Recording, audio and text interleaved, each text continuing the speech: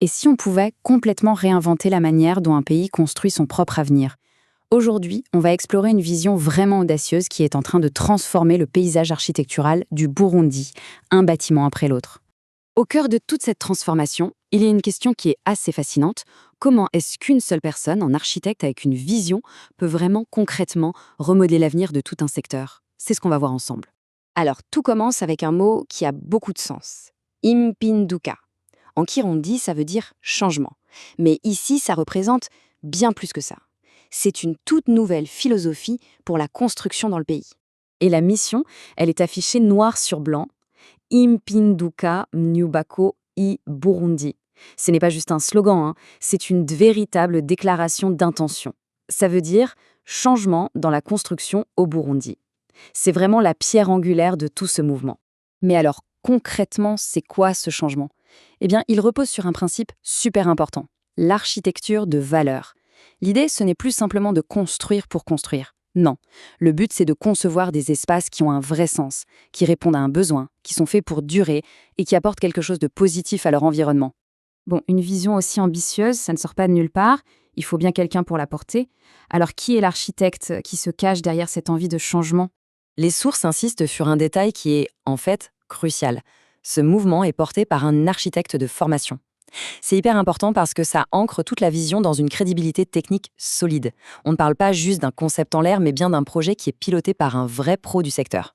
Avoir une vision, c'est une chose. La rendre réelle, c'en est une autre. Et le moment charnière de ce projet, celui où l'idée passe à l'action, eh bien, il y a une date bien précise. Le cheminement est assez logique en fait. D'abord, il y a la formation et la naissance du concept.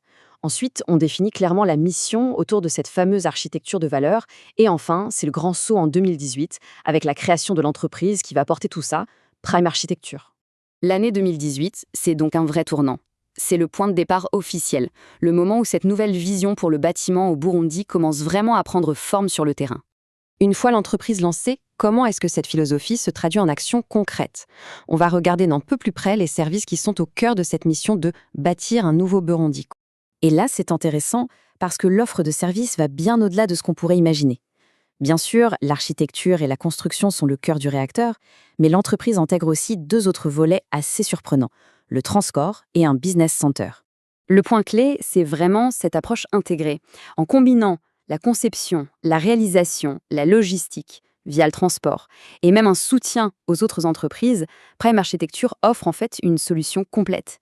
C'est une vision à 360 degrés du secteur. Alors au final, qu'est-ce qu'on doit retenir de tout ça? Quel pourrait être l'impact à long terme de cette initiative sur le paysage du Burundi? L'idée de fond, c'est vraiment d'aller au-delà du simple fait de construire. Il s'agit de créer une valeur qui reste dans le temps, de laisser une empreinte architecturale qui va améliorer le quotidien et qui servira les générations futures du Burundi. Tout ça nous amène à une question finale, et elle est essentielle. Avec des initiatives comme celle-ci, qui mêlent vision, qualité et valeur, à quoi ressembleront les villes du Burundi demain? La réflexion est ouverte, mais une chose est sûre, le changement, lui, est déjà en marche.